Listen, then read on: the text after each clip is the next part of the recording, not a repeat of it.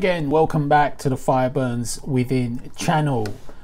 Time for me to wrap up the first 6 months of the year music wise. So 6 months has passed since January. We've had a lot of good releases, a lot of great albums that I enjoyed. So I've made this top 20 of the year so far with 5 honorable mentions. I'm not going to talk too much about these. I'm just going to mention them, one line about each, and that's about it, and we'll get this done. The honorable mentions first. Not going to talk too much. I've talked enough about them. Flotsam and Jetsam, Blood in the Water, rock solid release. Artillery X, rock solid Artillery, again, awesome album. Robbie LeBlanc, Double Trouble. I love my AOR. I love Robbie's voice. What an amazing singer. Warrior Path, The Mad King, epic power metal with The Voice, Daniel Hyman on vocals. And Joel Hoekstra's 13 Running Games, very cool album, melodic metal. Okay, now I'm going to go through the top 20 albums of the first half of the year that I really enjoyed. In 20th place, we've got Labyrinth, Welcome to the Absurd Circus, from way back in January, I believe. We've got a plane going up above, that's good timing. I'll wait for it to go. Go on, plane, piss off. Yeah, so Labyrinth, Welcome to the Absurd Circus. It's classic Italian power metal. In 19th place, we've got Sunstorm and Afterlife. Sunstorm from the project that was originally with Joe Lynn Turner. He left, and there was some bad blood, but they got Ronnie Romero in and recorded a fantastic album. It has to be said, it is a truly fantastic album.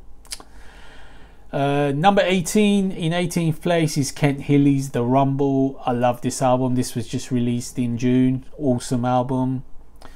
17th place, the only death metal album to make my list. It's Incinerate and Back to Reality. Proper catchy death metal this is. I love that disc. Proper groovy, heavy, catchy death metal. In 16th place, we've got Paladine and Entering the Abyss. It's Greek heavy power metal. I love the singer in this band. Awesome, unknown, underrated band. In 15th place, we've got Everdawn and Cleopatra.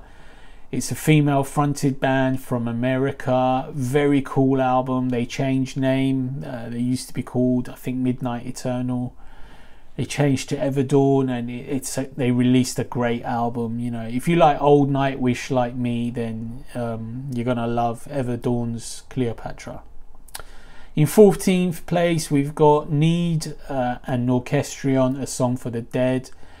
Epic Greek prog metal, released way back in January. I played this loads then. I haven't played it much since, but I wore this one out in January. I was playing it so much. It's epic prog metal, very cool. In 13th place, we've got Artem Illusio's self-titled album. This is a great album, a great vocalist, sort of mix of progressive metal, melodic metal, epic metal, whatever one you want to call it. Really cool. Unknown band, deserves more attention. Artem Illusio. In 12th place, we've got the Almighty Halloween and their brand new self-titled album. You know, a lot of people would probably say this was their album of the year so far, but for me, it's an amazing album, but I still found a few that I'd place ahead of it. But 12th place for Halloween's self-titled. In 11th place, we've got Art of Illusion and X Marks the Spot. I love Lars Safsund on vocals. He's from Work of Art.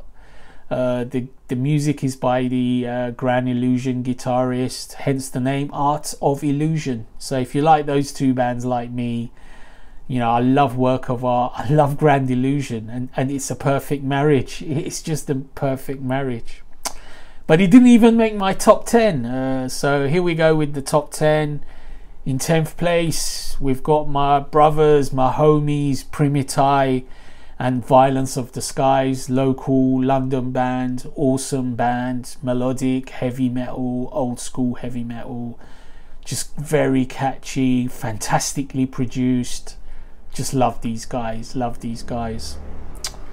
In 9th place, we've got Inglorious and We Will Ride. Inglorious are awesome, hard-hitting classic rock. Nathan James, awesome singer.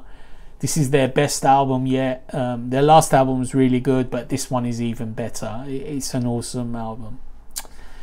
In 8th place, we go to Germany and Orden Ogan and Final Days.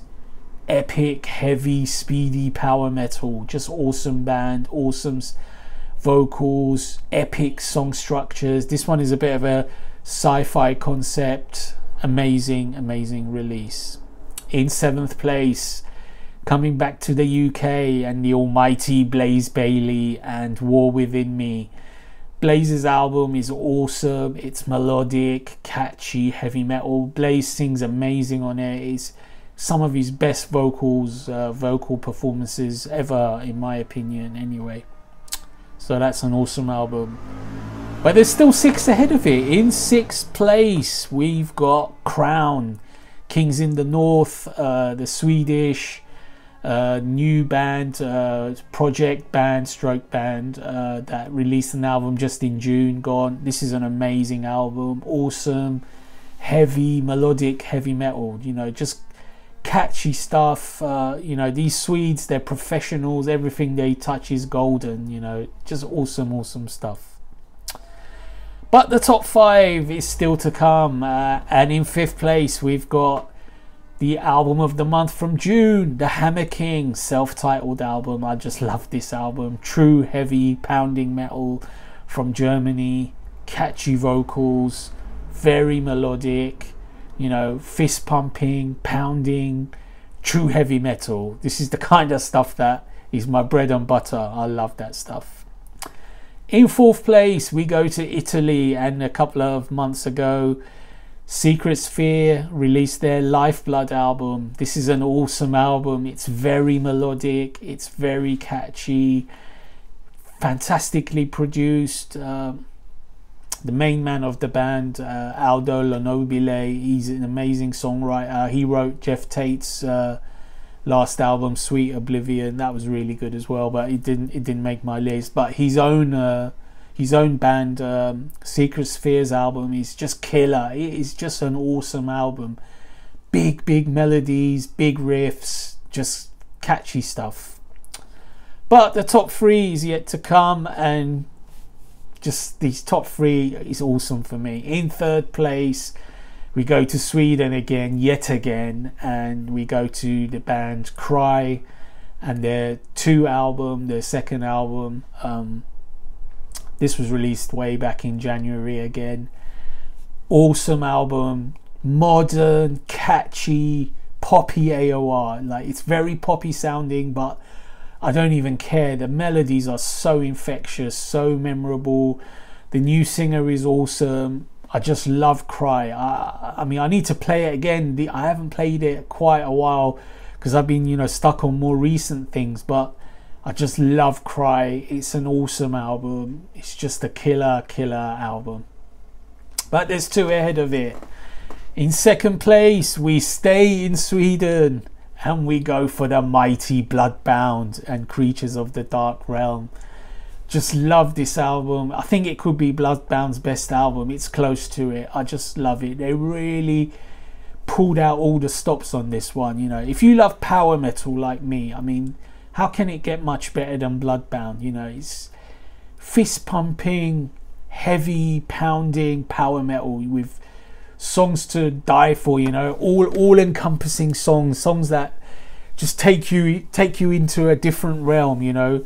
It says the album is called Creatures of the Dark Realm, and you enter these realms, you know, you forget your daily grind. This is fantasy heavy power metal at its best, in my opinion. Very catchy, but it's still not the album of the album of the year so far. 6 months have passed, and this was the album of the month in January, and it still cannot be surpassed. It's WET and Retransmission, or Wet if you like, and Retransmission. This is an awesome album. Let me reach for it and show it, because I bought it. I've already shown it. But WET, Eric Martinson from Eclipse, Jeff Scott Soto from Talisman, and Robert Sal from Work of Art. This is just an awesome release. What can I say?